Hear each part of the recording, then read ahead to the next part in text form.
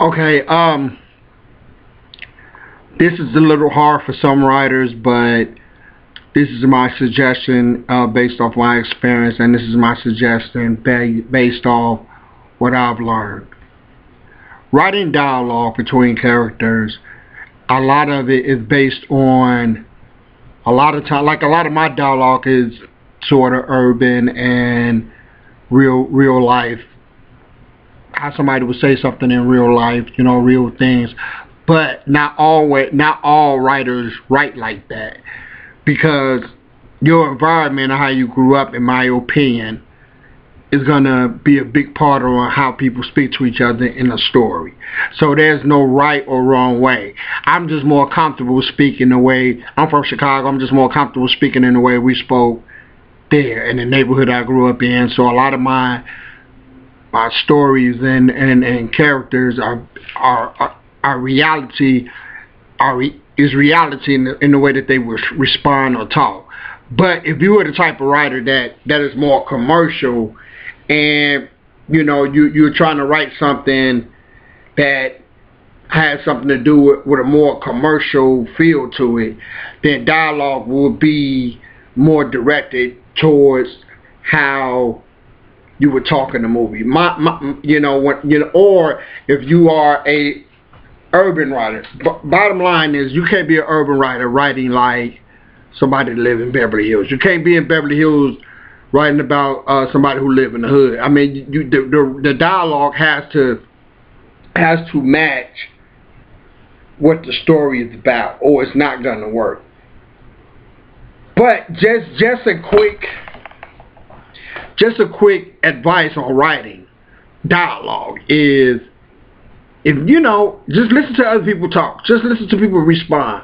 I mean, you can watch YouTube videos, you can watch a movie. Just listen to how people respond, and just listen to people's reaction. But the biggest mistake in any story when it comes to dialogue is when you don't allow the characters to say the obvious, what they need to say. If a character walks in the room to get their shoes, they walk in the room to get their shoes, to put their shoes on, and there's a huge elephant in the room, and they don't acknowledge that elephant, you're going to lose your reader. Because naturally somebody will say, what is this elephant doing in here? Or who elephant is this? Or what's going on here? So you can't bypass what a person's going to naturally say, no matter where you're from, Hollywood, the hood, whatever. It doesn't matter. When it comes to obvious reactions and obvious dialogue, you do not skip over those to enhance, thinking that's gonna, you don't want to spoil the story if somebody asks the obvious question. What you have to do is figure out a creative way where the main character says an answer that everybody says, something that everybody can relate to without giving away your story. That's something that you must learn. I see a lot of movies today where I be like, why didn't he ask him that? Okay, why is he avoiding saying this? It's obvious to me, and the reason why that I think writers do that is because if he say this and say that, it's going to spoil the story.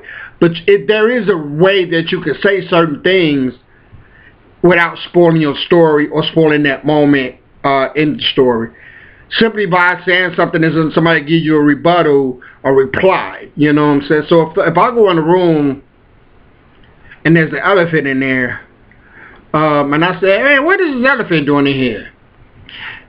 And somebody says, oh, remember I told you such is going to bring this elephant over here? Now, that's two interacting dialogues, but the rebuttal was somebody told me that, so remember somebody told me they were going to bring in the elephant. So what that's gonna do with my character is say, oh, okay, and I'm not gonna question why the elephant's really there. The elephant could be in the room for a totally different reason, But if I walk in the room and I don't acknowledge the elephant, and the audience or the reader does, and I don't say anything, then you're gonna lose your reader.